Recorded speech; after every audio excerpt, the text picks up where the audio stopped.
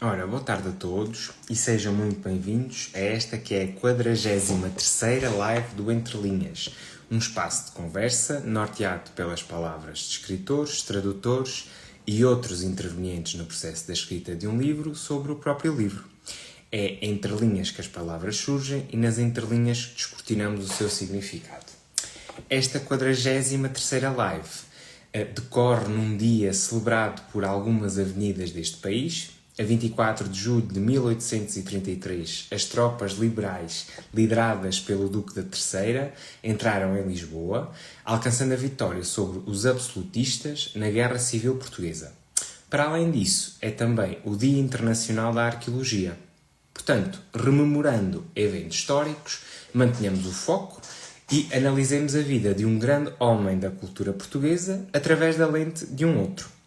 Abel Mota é professor do ensino secundário, licenciado em Línguas e Literaturas Modernas, com pós-graduação em Administração Escolar e Escrita de Ficção. Detém um diploma de estudos avançados, tendo desenvolvido investigação sobre a poética de António Boto e o modernismo português. Autor de diversas obras didáticas nas áreas do português e francês, estreou-se no romance com Retrato Imperfeito, de 2022, tendo publicado a seguir este seu romance mais recente, Um Pouco Mais de Sol, galardoado com o prémio Lions. Sem mais delongas, e para vos dar um pouco mais de sol nesta tarde, vou adicionar o Abel à conversa, porque é para ouvir que aqui estamos. Boa tarde, e antes de mais, agradeço mais uma vez o facto de teres acedido aqui a este meu convite, para ensolararmos aqui a tarde de quem nos estiver a ouvir. Muito obrigado, muito obrigado. Olha, eu não sei se queres dizer algo sobre a obra, desde já, ou se queres que eu comece assim com o pontapé de saída. Eu gostava que fosses tu a começar, de qualquer forma quero-te agradecer a disponibilidade para estarmos aqui a conversar um bocadinho sobre esta obra. Então eu vou começar por ler aqui uma passagem que eu acho que... Eu gosto de ler assim umas passagens que quase façam assim uma súmula da obra. E eu esta, por acaso, penso que é uma boa súmula desta obra. Com efeito, a morte é uma oportunidade, uma escola, uma dádiva divina. Vivê-la intensamente é o que se espera de quem já morreu, e enquanto não chega o momento de depor nas mãos do barqueiro o óbolo último, viver como se de uma pré-morte se tratasse é a forma mais digna de vida. Mário disse-o alto, Carvalho e Araújo engoliram em seco. Portanto, eu marquei aqui este excerto, porque acho que é um bom resumo e é um bom pontapé de saída aqui para a nossa conversa. Sim, eu acho que escolheste a peça-chave, ou o momento-chave da obra, e eu penso que é a parte em que, com que culmina esta obra Um Pouco Mais de Sol, cuja temática é precisamente a morte. No início da obra já se sabe de que é que trata o texto. Trata dos últimos meses de vida de Mário de Sá Carneiro, a forma como ele viveu, e esta morte realmente é antecipada no capítulo inicial. Penso que faz sentido que assim tenha sido, uma vez que Mário de Sá Carneiro se suicidou em 1916, em Paris, e trabalhar os últimos meses de vida, o que ele sentiu, o que ele viveu, etc. Eu penso que realmente é importante. E viver a vida como se de uma pré-morte se tratasse é também um pouco o meu lema de vida. Eu, nas minhas redes sociais, eu tenho alguma coisa que até contradiz um bocadinho isso, mas tem a ver com a minha luta contra este pensamento obsessivo que tem a ver com a morte, que é: eu escrevo para não morrer. Os meus filhos sabem isso, e eu, quando lhes entreguei os livros, quando lhes ofereci os livros, eu disse a eles que lhes entrego estes livros para que daqui a muitas gerações, aqueles que me sucederem nesta vida com o meu nome, possam vir a saber quem eu fui. E, portanto, é por isto que eu escrevo, para que alguém um dia possa lembrar-se. Porque mais importante, na minha opinião, do que escrever sobre factos banais da vida, o importante é que o texto que eu escrevo reproduz aquilo que eu sou. E se alguém me quer conhecer, disse isso várias vezes também a várias pessoas, se alguém me quer conhecer, é muito mais fácil conhecer-me através daquilo que eu escrevo. E, portanto, como diria até, como disse Luís de Camões, aqueles que da lei da morte se vão libertando.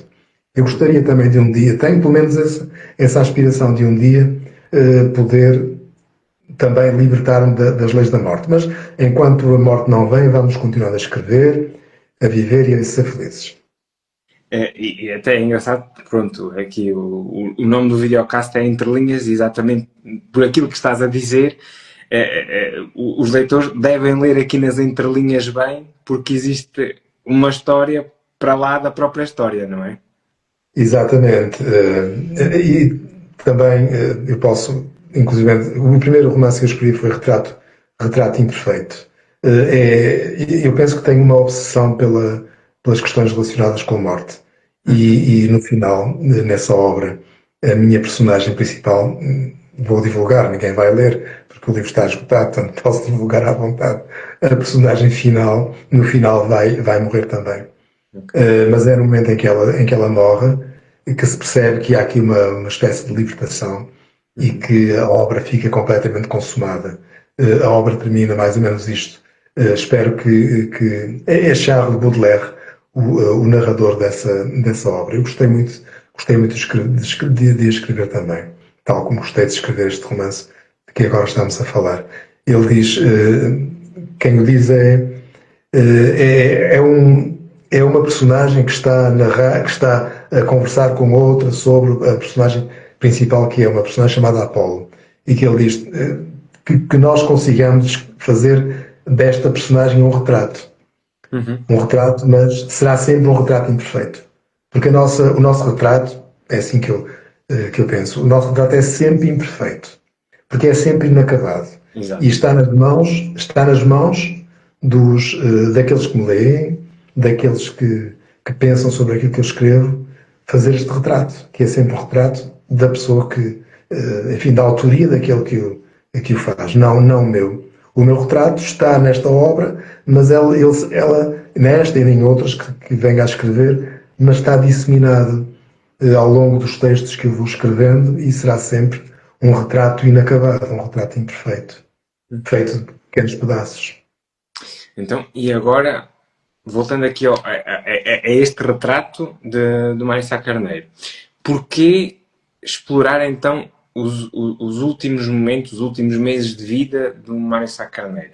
E eu vou adicionar aqui outras duas perguntas, porque eu acho que podem também ajudar aqui na resposta. E as outras duas perguntas é o porquê deste título em específico, Um Pouco Mais de Sol, e o porquê dos títulos dos capítulos, que eu também achei engraçado porque, pronto, eu sou muito curioso e então pus-me a tentar perceber Vou ver se não me esqueço das perguntas, destas várias perguntas. Eu vou formulando depois. Ok. Então, porque este livro? Porque enfim, estes 6 meses de vida?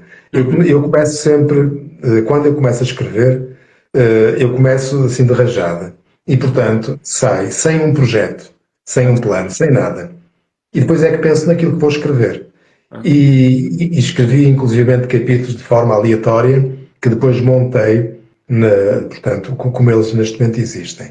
E, portanto, porque escrever sobre os últimos 6 meses de vida de Mário de Sá Carneiro? Porque, em primeiro lugar, eu na universidade estudei Mário de Sá Carneiro. Mas, porque fiz a parte curricular do doutoramento de estudos portugueses na Nova de Lisboa e, portanto, tive a oportunidade de estudar. Antes disso, também, enquanto professor no ensino secundário, também passo pelos textos de Mário de Sá Carneiro, nem sempre ultimamente não, nem se já não fazem, penso eu, parte dos programas. De qualquer forma, eu sempre gostei muito da poesia de Mário de Sá Carneiro. E esta poesia, quase, é para mim especial, porque eu também me sinto assim muitas vezes quase, mas nunca estou lá. Estou quase. De forma que quando recebi este prémio realmente foi algo que eu não estava a contar. Até porque eu enviei para submeti a concurso a obra e depois esqueci-me completamente que eu tinha feito. E um dia recebi uma série de e-mails em casa e, portanto, foi realmente uma surpresa. Mas eu estou quase sempre lá, mas raramente chego lá. E, portanto, esta ideia de falhanço que a mim me seduz também em Mário de Sá Carneiro.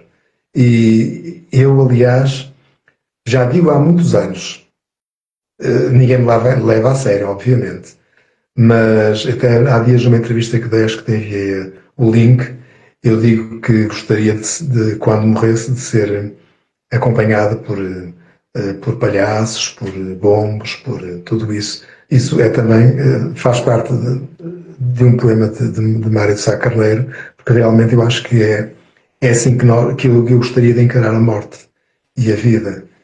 Mário de Sá Carneiro, ele foi pelo menos assim que eu o vejo, não quero dizer verdades absolutas porque não sou entendido na matéria, mas é assim que eu o vejo.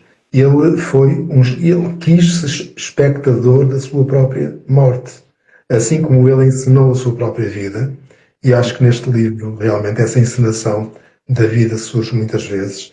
Ele também quis encenar a própria morte. No primeiro capítulo, eu não posso fazer spoilers, como é evidente. No primeiro capítulo ele faz referência a um smoking inadiável que tem de comprar.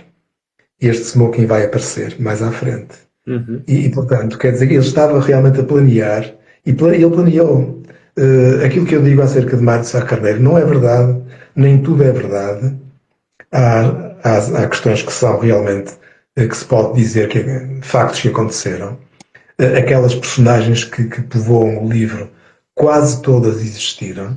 Uhum. Já agora vou aqui assim desvelar uma questão que eu acho que é importante para mim, se calhar para mais ninguém. As duas únicas personagens que não existiram poderão ter sido Zoina, mas também não se sabe, porque ele faz referência a Zoina, poderá ser um conceito, poderá ser uma mulher, não se sabe. E outras duas personagens que não existiram mesmo, mas terão existido outras semelhantes com outros nomes, que são Luís e Angelina. Okay. Que deves lembrar-te, penso eu. Luís é o meu pai, Angelina é a minha mãe. Ok. E estas personagens vão aparecer, só não apareceram no primeiro livro, mas eu faço questão de que apareçam em todos os livros que eu escrever. Okay. Porque, como eu referi no início, falei sobre a morte. O meu pai já faleceu, minha mãe não, está viva, eu já lhe disse a ela. Cheguei a ler uma passagem que ela aparece como personagem e ela gostou muito, achou realmente muito giro. E eu quero também eternizar a minha mãe e o meu pai através dos meus livros. E são estas personagens. São pessoas simples, porque meus pais são pessoas simples. E, portanto, não sei se calhar não respondi a nenhuma pergunta que me colocaste, mas tu dirás. A primeira sim, agora vamos então às outras duas que eu fiz. Que Tudo bem. é desvendar então o porquê deste título, um pouco mais de sol, e o porquê dos títulos de cada capítulo. Que eu também achei engraçado, também me pus a investigar depois. Sim, um pouco mais de sol, porque remete para. É realmente para mim o poema-chave que aparece, um dos poemas-chave de Mário de Sá Carneiro. Aliás, aquilo que eu tenho a obra completa dele, li as cartas dele também, li diversos estudos sobre Mário de Sá Carneiro. O maior estudioso, penso eu, de Mário de Sá Carneiro é Fernando Cabral Martins, foi meu professor da universidade também, e li realmente estudos abundantes sobre ele. E a obra poética dele espelha as diferentes fases, desde a infância até ao momento próximo do suicídio. E este texto realmente surge na parte final da vida dele. Portanto, faz sentido.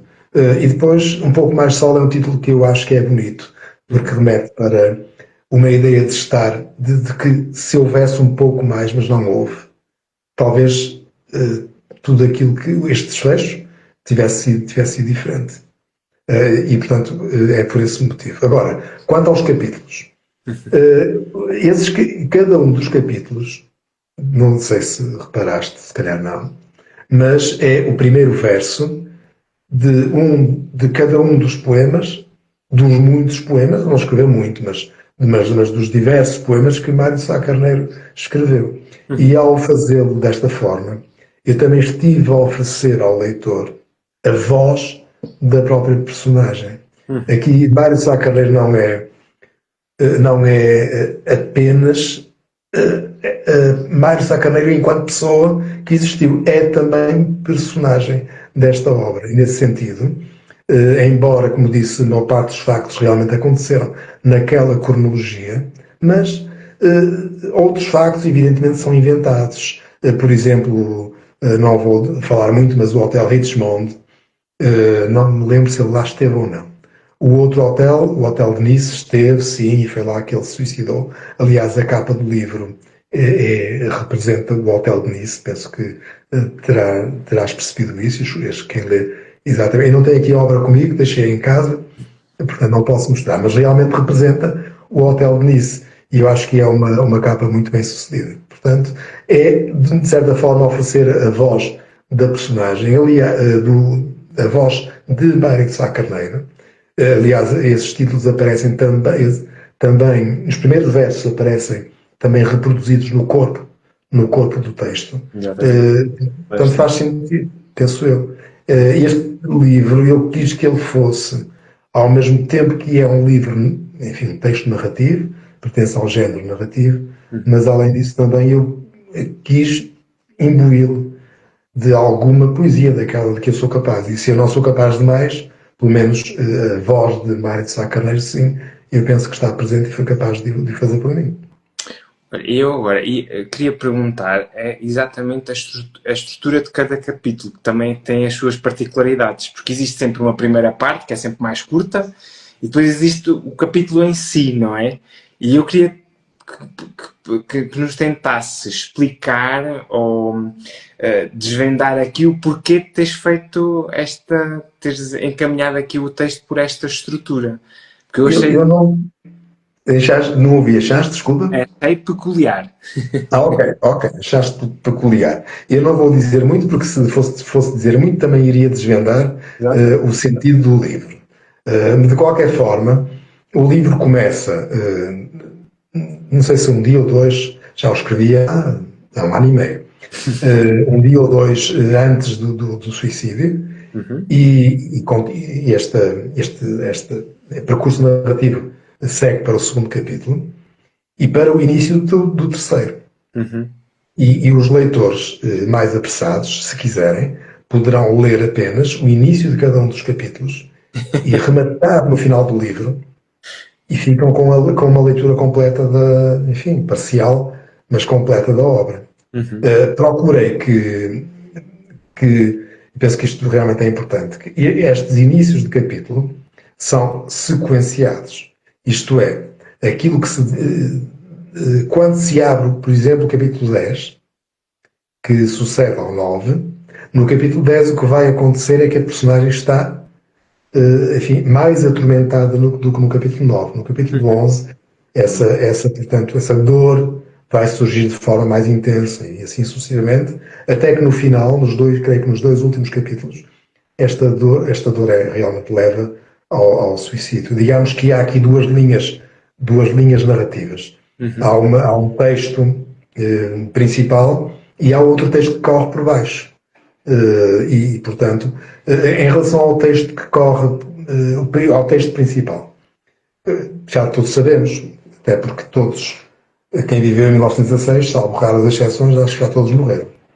Portanto, ele também morreu em 1916. De qualquer forma, eu quis que esta leitura, aquilo que eu escrevi, que fosse sério Uhum. e que fosse muito próximo daquilo que o próprio Mário de Sá Carneiro viveu e sentiu no seu corpo e na sua mente.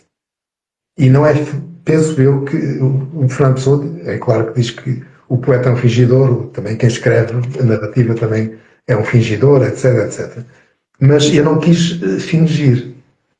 Eu quis transmitir a dor do poeta. E dessa forma eu quis transformar a dor de Mário Sá Carneiro na minha própria dor. E o que posso dizer é que para escrever os dois últimos capítulos desta obra, eu vesti-me de luto. Uhum. E foi muito duro. Foi muito duro escrever. Muito duro escrever e muito duro também sentir. Escrevi esses 2 capítulos, penso que demorei cerca de 2 semanas, talvez. Eu costumo escrever um capítulo por semana, em média. E no final desses 2 capítulos, eu estava pronto para ir ao médico, e fui realmente ao médico. E a minha médica disse-me que eu precisava ter tido apoio, porque ela sabe que eu escrevo.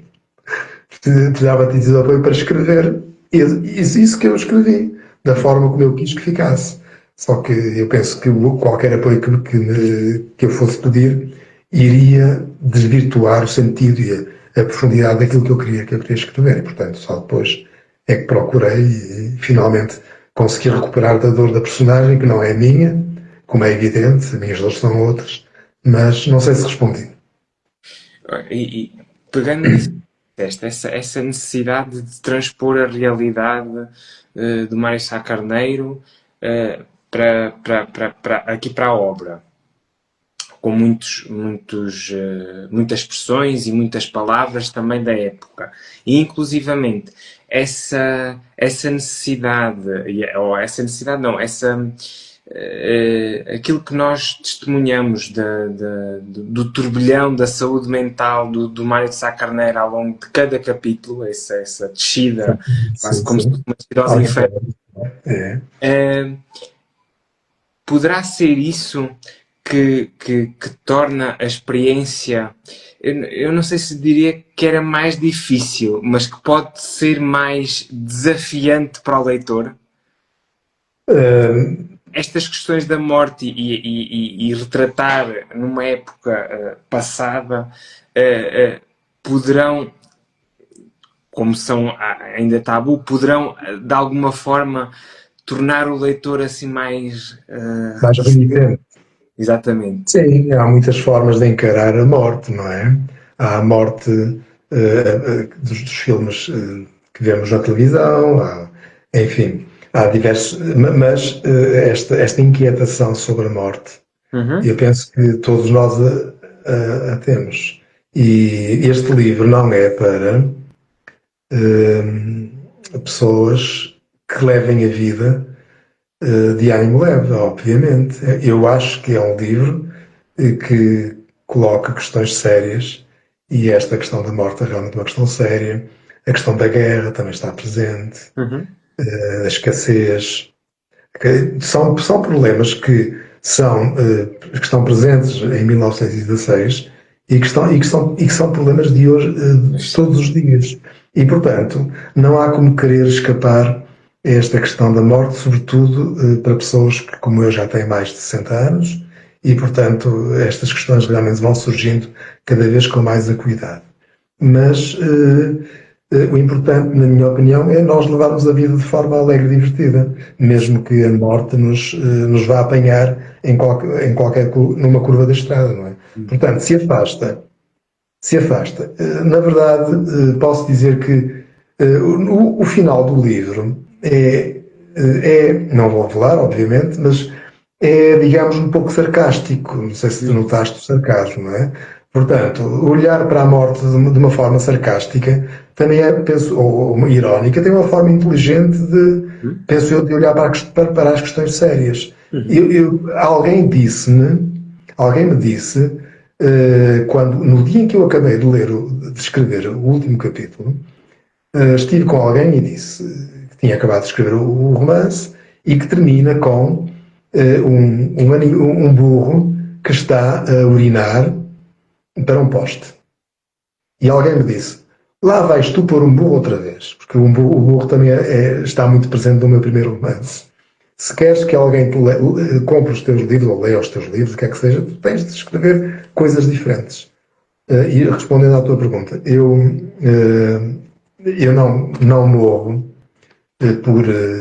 por ter milhares de livros vendidos, ou nem milhares, nem dezenas.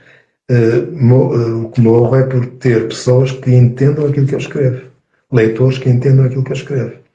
Eu sei que não vou vender, não vou ser um best-seller, penso eu, não serei, mas quem sabe, não é? Mas também eu não faço muitas cedências ao gosto dos tempos. E, portanto, eu escrevo sobre aquilo que quero, sobre aquilo que me apetece, com a linguagem que eu quero utilizar, então, há um bocadinho falavas também na linguagem, Uhum. não é que. Eu posso dizer como é que eu faço, já agora vou dizer o meu segredo, porque há tempos tinha cá um dos meus filhos que também adora ler e escrever. E eu mostrei-lhe uma lista de vocabulário que eu faço, está aqui assim, listas de vocabulário, Ok. e vou fazendo cadernos e cadernos de vocabulário adequados aos assuntos que eu pretendo desenvolver, ou às épocas que eu pretendo tratar, etc. E ele dizia, opa, eu pensava que quem escreve, eu ainda não me considero escritor, portanto, quem escreve, dominava, manejava o vocabulário no seu dia-a-dia. Este vocabulário no seu dia-a-dia, não. Até porque este vocabulário que eu uso é um vocabulário do início do século XX. Exato. Então não é o meu vocabulário sequer. Uhum. Até isso. Ok. Olha, e a escrita do próprio livro exigiu aqui um grande processo de pesquisa? Exigiu, não grande, porque, como te disse, eu tinha estudado na Universidade Mário de Sá Carneiro. Uhum. Agora, o que me obrigou, olha, por exemplo, eu pesquisei registros genealógicos da família de Mário de Sá Carneiro. Ok. Achei isso muito giro, foi relativamente fácil, porque ele tem os registros publicados, estão publicados, aliás, em sites de genealogia, Ok. alguns de acesso livre. Eu consegui realmente fazer, portanto, a árvore genealógica de Mário de Sá Carneiro. Sei que depois dele, a família tal como existiu em Camarate, porque eles viviam em Camarate, desapareceu. A Quinta da Vitória, ou da Ribeirinha, como ele lhe chama num dos poemas, passou para uma das personagens do livro, Mimi, que realmente existiu como personagem. Mimi, que era, portanto, a amante do pai, Uhum. Carlos Sá Carneiro. Entretanto, quando morreu, deixou a quinta à sua afilhada e depois, entretanto, sei que ultimamente, nas últimas décadas, fez ali a autoestrada e, portanto, aquilo foi tudo retalhado e deixou de realmente existir. Mas eu fiz investigação genealógica, era importante fazê-lo, como também estou a fazer para o romance que estou neste momento a escrever, com mais dificuldade, diga-se de passagem. Mas, além disso, como disse, li textos, sobretudo do final do século XIX, que me permitiram entrar no ambiente. É importante realmente também entrar no ambiente. Depois consultei, como disse, estudos sobre Mário de Sá Carneiro, Fernando Corobos, por exemplo, que é um professor na Universidade da Sorbonne, e o próprio Fernando Cabral Martins e outros autores também. E li as cartas, e as cartas para mim foram muito importantes, porque as cartas permitiram-me apropriar-me do vocabulário da alma de Mário Sá Carneiro, tal, Uhum. tanto quanto é possível. E sobretudo as cartas familiares, as cartas a mim e ao pai, ao avô e assim, permitiram-me realmente, e até me permitiram perceber pequenas idiosincrasias, como por exemplo o facto de Mário de Sá Carneiro não usar acento no A, Sim. que eu, enfim, causou um pouco de estranheza na editora, mas que decidiram manter. Mas Mário Sá Carneiro também grafava Orfeu, a revista, sem PH, portanto, com F. Ah, ok. Eh, Sim, sim. e foi assim que eu grafei também. De Uhum. qualquer forma, a editora entendeu que sugerir-me colocar lá o PH porque é assim que hoje em dia é conhecido, e então ficou, mas ficaria muito bem só como é. Acharia muito giro. Então são estas pequenas coisas. Depois, algumas palavras, como por exemplo, ele fala muito na massa para se referir ao dinheiro, e isto são estas expressões que eu uso e que atribuo ao próprio Mário de Sá Carneiro, são expressões dele, que eu encontrei, portanto, nas cartas. Não foi muito difícil, sinceramente. Ok. Sim, senhor. E agora, percebe-se também através da leitura que há aqui uma adoração, não só da personagem, pela cidade de Paris. E eu queria Sim, perceber sim, então sim. qual é que é esta fascinação por esta cidade. Eu amo Paris mesmo antes de lá ter ido. De- de tal forma que eu sou professor de francês. E há coisas curiosas, mesmo sem nunca ter visto determinados edifícios. Eu acho que, para quem acreditar em outras vidas, eu não sei se acredito nisso ou não, mas há tempos eu estava em Paris e com o meu marido, e então íamos a passar num sítio Uhum.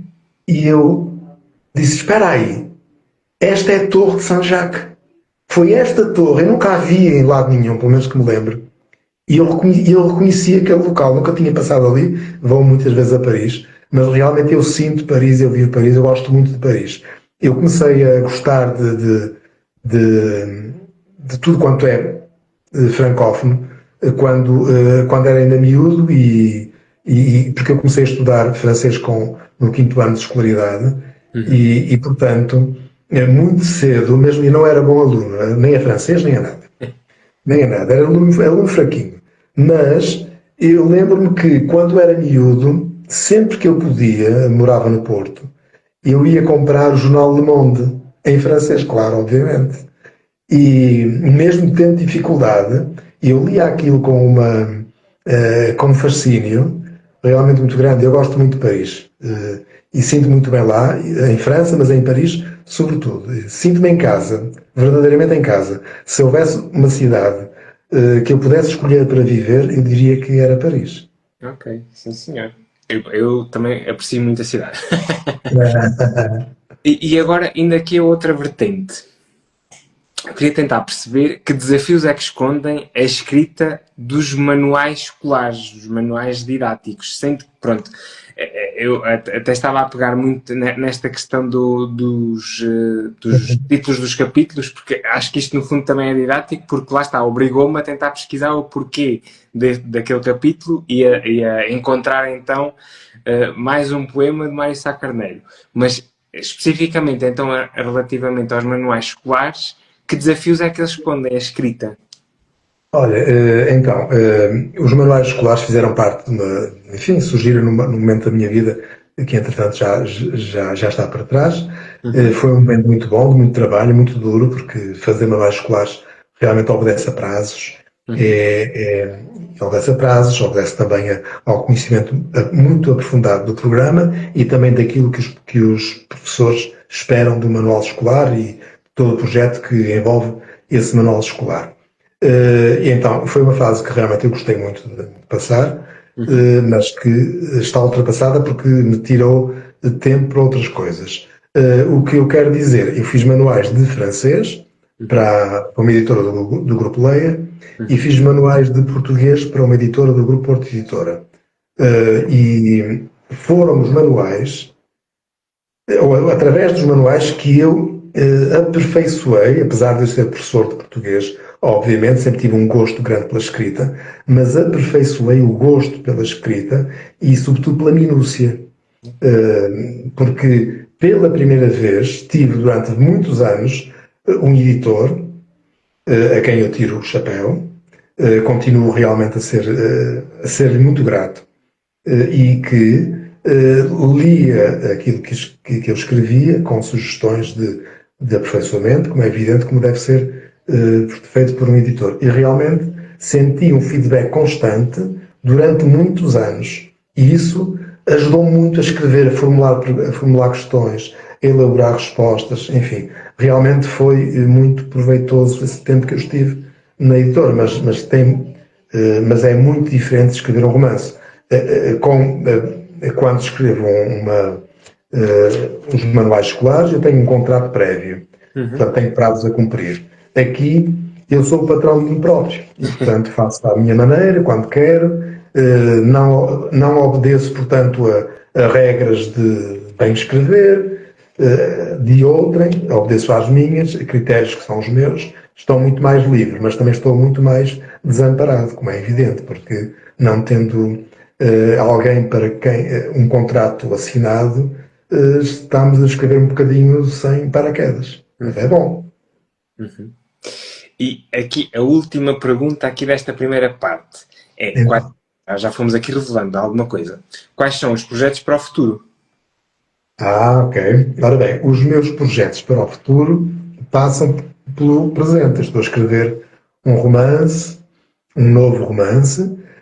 Posso dizer que, porque é uma época de que eu gosto muito, e até porque, e para mim foi fácil, porque eu terminei esse romance e iniciei logo outro. E então, para não fazer muita pesquisa, porque eu precisava, porque eu queria escrever mesmo sem estar preocupado com a pesquisa, então eu selecionei um escritor também dessa época, já não de 1916, mas meio dúzia de anos à frente, e estou a escrever sobre esse escritor. A ação, posso revelar que, contrariamente ao. Sim, também começou, aliás, um pouco mais de sol, também inicia em Lisboa. Esta ação também inicia em Lisboa e hoje, que é, portanto, estamos em julho, final de julho, comecei a escrever um capítulo que vai levar a personagem para Paris também. E, portanto, digamos que procuro concluir aquilo que eu gostaria que viesse a ser designado como a trilogia de Paris.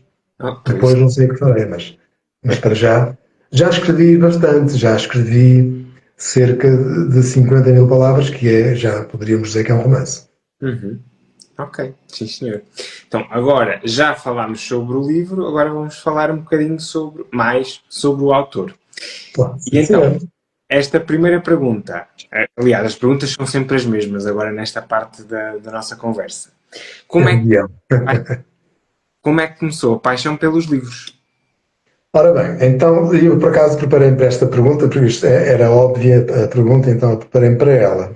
Eu acho que tenho de ser muito sincero e honesto. Ora bem, eu já ouvi nos teus diretos, nos teus podcasts, normalmente as pessoas dizem que viveram num ambiente familiarmente, portanto, favorecedor da leitura. No meu caso foi o contrário. Portanto, eu cresci num ambiente onde não havia livros. Onde não havia livros, não havia tradição de leitura, lia-se o jornal de notícias, ok, mas não faziam parte do meu cotidiano. Inclusive, quando eu queria ler algum livro, o meu pai ficava muito zangado comigo e dizia-me para guardar o livro e para ir passear, porque os livros eu acho que não me deviam fazer muito bem. Então, eu de qualquer forma tive a sorte de entrar para o ensino básico e secundário logo após o 25 de Abril. E nessa altura houve uma grande, enfim, proliferação de muitas bibliotecas, a nível de bibliotecas de turma, mas também uma grande importância das bibliotecas da escola. E a primeira escola onde eu andei, no Porto, Escola Gomes Teixeira, eu lembro-me que ia para a biblioteca quando não tinha aulas e devorava, não sei porquê, eu acho que foram os livros que me procuraram. Não fui eu que os procurei. E portanto, eu ia lia os livros. Há um aspecto, um facto que eu acho muito curioso, que me aconteceu, tinha eu cerca de 10 anos, talvez 9, 10 anos, eu tinha de trabalhar com o meu pai para o campo, e então, lá no meio de estrume, encontrei uma folha A4, com um poema. Por isso é que eu digo que foram os livros que me procuraram. Eu guardei, aquele poema fez muito mal, foi um poema horrível, vou já dizer qual é. Não tinha o nome do autor, mas tinha um título. E eu não havia internet naquela altura. Eu li aquele poema tantas vezes, sem eu perceber porquê. Mas porquê que este livro me veio ter isto às mãos? Eu vivia fascinado por aquele poema. Era um poema de Soares de Passos, Noivado do Sepulcro. E mais tarde, quando eu vinha encontrá-lo nos manuais escolares, é que eu percebi de quem era. E isso portanto, é o ultrarromantismo, não é? E foi realmente a literatura que me procurou, foi a escrita, foram os livros que me procuraram, não fui eu que os procurei a eles. Depois tive a sorte no ensino secundário de ter colegas estimulantes, que esses sim vinham de famílias, viviam em famílias que favoreciam a leitura. E nós tínhamos conversas interessantíssimas e foi assim que eu comecei a gostar de falar, inclusive sobre escrita, escrevia poesia, que nunca foi para lado nenhum, mas escrevia. Lembro-me que no verão, nos verões, eu passava os verões na Biblioteca Municipal de Porto. Então, ia de manhã para a biblioteca sozinho, ia a pé, demorava cerca de 1 hora para cada lado, vinha almoçar a casa, depois tornava aí de tarde e voltava ao fim do dia. E, portanto, os livros passavam a acompanhar-me. Foi assim. Ok, sim senhor. Pronto, então assim, já deves saber a ordem agora das perguntas. Já não me lembro. Ok, então agora não sei Eu, qual é a ordem. eu tento sempre conjugar as diferentes artes. E eu tenho uma playlist no Spotify onde tento amealhar sempre mais músicas a cada conversa. E então a pergunta é se existiu ou existe alguma música ou músicas relacionadas com o processo da escrita deste livro. Claro que sim, eu acho que é óbvio, até porque elas são mencionadas no livro. E no final do livro também eu fiz uma resenha com alguns factos culturais que são mencionados no livro e, portanto, eu posso dizer o que aí está. Aristide Bruand, Nini Peau de Chien, Jacques Offenbach, La Vie Parisienne e Louis Bousquet, La Madelon. Estas referências surgem no final do livro. E elas vão surgindo também porque as personagens vão quer ao Gaîté Montparnasse, quer ao outro cabaré, qual é? Já não estou agora recordado. Portanto, o Moulin Rouge, penso que é o Moulin Rouge, já não me lembro. Deve ser o Moulin Rouge. Fui eu que escrevi, atenção. Mas já passou muita coisa por mim. Portanto, isto são cantigas que faziam parte do repertório na época desses locais. Mas também a outra música francesa de que eu sempre gostei, mas que não, obviamente que é posterior, portanto não está aí, mas que eu sempre gostei de ouvir, como Edith Piaf, Charles Aznavour, por exemplo, La Vie en Rose, La Bohème, Jacques Brel, Ne me quitte pas, gosto muito, claro, evidentemente, o Greco, Sous le ciel de Paris e outros também. Mas música, tens aí uma playlist grande, podes escolher à tua vontade. Então agora, a pergunta que é um demónio para alguns e que é uma satisfação para outros, que é como é que é encarar uma folha em branco? Ok. Essa pergunta é muito gira. Porque eu não tenho folhas em branco. Ok. Não quer dizer que não tenha brancas, bloqueios. Mas eu tenho uma técnica que não é minha, mas eu adaptei ao meu trabalho. Que é assim, e tenho outras. Eu trabalho com 2 ficheiros no computador. Um é a obra que eu estou a escrever, mas não é lá que eu escrevo. Ok. Eu escrevo num ficheiro que diz isto. Posso dizer, vai ser um bocado horrível. Cocó e xixi. Portanto, tudo aquilo que não interessa para ninguém, que não serve para nada, é lá que eu escrevo sempre. Ok. E, portanto, eu escrevo meia página de forma despretensiosa, Uhum. despreocupada, totalmente à vontade, sem preocupações de ordem nenhuma, nem literárias, não tenho, Uhum. nem portanto, de estilo, nem ortográficas, não, que isso não dou erros ortográficos, mas nem sintáticas, nem de coisa nenhuma. E vou escrevendo ali. E depois de ter escrito aquilo que eu entendi, às vezes escrevo mais, às vezes menos, eu passo para. Eu faço a revisão. E quando faço a revisão é que eu percebo, isto está mesmo giro, ou isto não presta para nada. E corto daqui, corto acolá, corta-se muito, como é evidente. Portanto, basicamente é isso que eu faço. Agora, por vezes acontece também, ainda assim, que eu tenho bloqueios. E quando tenho esses bloqueios, não há nada melhor do que ler. E eu digo isso muitas vezes. Não é que. É óbvio que é uma verdade à la Palice que para se ler, para se escrever, tem de se ler. Isso é evidente.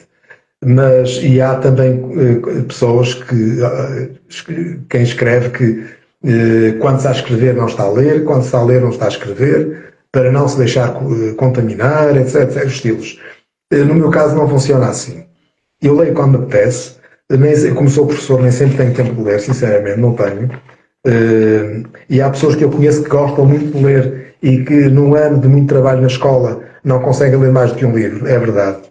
Realmente somos muito, enfim, muito solicitados para ser durante nas escolas. Mas quando tenho um bloqueio, então se eu for ler um livro, eu vou conseguir escrever. Mesmo que não normalmente não, essa questão da contaminação no meu caso não existe. Eu, por exemplo, estive agora de férias e li The Great Gatsby, de Fitzgerald. E gostei muito de ler essa obra. Não conhecia, por incrível que pareça. Por acaso li a tradução da Guerra e Paz. Está uma tradução muito bonita, muito bem feita. Porque eu precisava também de procurar motivos, além de que se passa na mesma época, a ação do romance que eu estou agora a trabalhar, mas precisava de motivos que me levassem para falar de festas, da sociedade e tudo isso. E, portanto, só que aquilo que eu escrevi ainda não tem a ver com as festas da sociedade. De qualquer forma, eu percebi que a escrita fica mais fluida quando tem escrita de leitura por trás. Ok. Sim, senhor. Então, e agora, já pegando também nessa ideia, a próxima pergunta, que é a penúltima. E o número, mais uma vez eu digo, é meramente indicativo. 3 recomendações literárias. Ok, olha. Eu não te vou dar 3, vou dar mais. Pode ser? Pode ser, tá? Eu podia dar muitas. Aquilo que eu tenho na UC e eu não sei onde são os escritores franceses. Flaubert, Guy de Maupassant, Balzac, etc. Realmente, mas como lá está, não vou dizer esses, mas continuo a achar que depois também os portugueses, essa de Queiroz e por aí fora. Mas eu vou dar dois grupos de 3, porque por motivos diferentes. Vou falar de a Fera, acho que é A Fera na Selva, de Henry James. Sim. É um livro. Ele foi publicado há pouco tempo, há 2 anos, para aí, não foi, acho, cá em Portugal. Uma tradução, pelo menos. É um livro pequenininho. Eu gostei muito de o ler. É um livro de leitura, apesar de ser curto, não é fácil. Pelo menos eu não achei fácil. Mas é muito. Depois disso já li outros, não me lembro agora dos títulos, mas este sim, porque como foi o primeiro que eu li dele, chamou-me realmente muita atenção, porque tem a ver com, sobretudo, uma técnica narrativa que eu gosto muito e que está presente neste romance e no que estou também agora a escrever, talvez menos presente, que é o discurso indireto livre. E, portanto, este livro é uma grande parte, A Fera na Selva, escrito em discurso indireto livre. E, portanto, para quem quer escrever e dominar, porque o discurso indireto livre não é aquilo que eu ensino na escola, é diferente. Para quem escreve romances é um bocadinho diferente. E realmente, para me imbuir dessa técnica, nada melhor do que ler livros como este. Depois, um outro que também deves ter lido, de Celina, Morte a Crédito. E o processo de Kafka também vou juntar os dois. A Morte a Crédito, porque, por exemplo, porque tanto um como o outro que se referem-se ao absurdo, e no caso da Morte a Crédito é uma escrita que foge bastante da caixa, na minha opinião, é um fluxo de consciência quase torrencial, com mistura de realismo sujo do que eu gosto muito. E que estou agora a procurar inserir também no texto que estou a escrever agora. E, portanto, estes 2 livros realmente eu diria que são de eleição, estes 3 livros. Mas eu tinha aqui uma outra lista que eu não posso deixar de mencionar, que tem a ver, que eu penso que este romance, Um Pouco Mais de Sol, se insere neste universo, que é literatura homoerótica. E, portanto, eu não podia deixar de mencionar, por exemplo, as canções de António Boto. Eu conheço a obra completa de António Boto, gosto razoavelmente, não vou dizer que gosto muito, gosto razoavelmente, mas em termos de literatura homoerótica, penso que é realmente um dos pontapés de saída, não é o pontapé de saída. Antes dele já existiu, por exemplo, o Barão de Lavos, de Dal Botelho, que também li, e outras obras, mas realmente as canções de António Boto, até porque assim surge aqui um livro de poesia. Depois, A Cidade Proibida, de Eduardo Pita, que também li, ele faleceu há pouco tempo, relativamente pouco tempo. Uma escrita escorreita, na minha opinião, uma escrita límpida e muitíssimo bem conseguida, e realmente os contos de A Cidade Proibida são magníficos. Eu adorei ler, já os li há muitos anos, e quando eu estava a pensar nesta possível pergunta, caiu-me nas minhas mãos um livro que eu já li 2 vezes, que é Pode um Desejo Imenso, do Frederico Lourenço. E para mim é Os Maias em versão homoerótica, de texto homoerótico. Para mim, posso estar a ser profundamente injusto para o Frederico Lourenço, mas de qualquer forma, adorei ler, já não me lembro muito bem da história, sei que anda à volta dos amores e desamores de uma personagem que, portanto, está ambientada na universidade, creio que de Lisboa, e há agora uma edição, comprei a edição anterior, depois comprei esta nova edição, creio que da Quetzal, e realmente acho uma obra muitíssimo bem conseguida. Portanto, são essas minhas recomendações literárias, João. Eu estava aqui a tentar. Porque eu tenho aqui. Está aqui. Também eu tenho aqui. Ok. Essa é a versão, é a edição anterior que eu tive, emprestei e fiquei sem ela, e portanto tive de comprar a nova edição.